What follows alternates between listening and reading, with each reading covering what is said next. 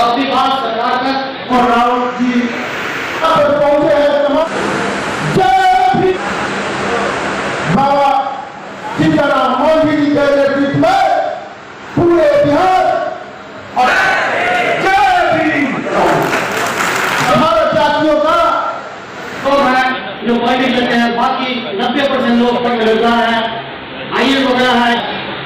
तो मैं ये निवेदन करूंगा, हमें भी शिक्षित होना होगा। सबसे पहले शिक्षा के जब आपने दोनों भाई भाई बाबा साहब महान थे,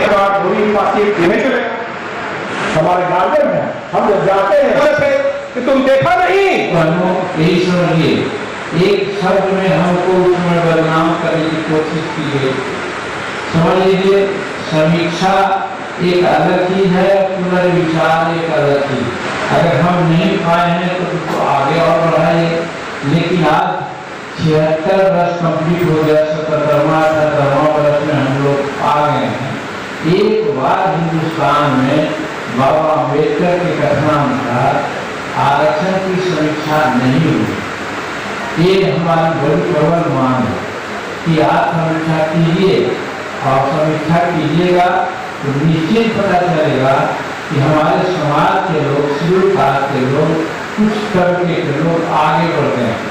आगे तो कहा तो कि 40% जिस समाज की आरक्षण नहीं देखा गया था, तो इस मांग को देख करके प्रधानमंत्री ने आदेश दिया है कि अभी उस विज्ञापन को रद्द किया जाए। तो मेरा कहने का मतलब प्रधानमंत्री आम लोगों की बात को समझते हुए उसको नहीं किया।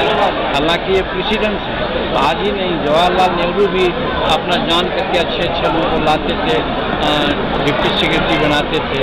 और 18 जातियाँ यहाँ हैं जिनकी साक्षरता दर 20% से नीचे है, जो शैक्षणिक दृष्टिकोण से सबसे कमजोर तक जो मैंने गुलछरा उड़ा रहे हैं 76 साल तक, वो गुलछरा उड़ाने के लिए कर रहे हैं। और हमारे लोग बेचारा थूक चाट रहा है, थूक से सतुआ सान के खा रहा है।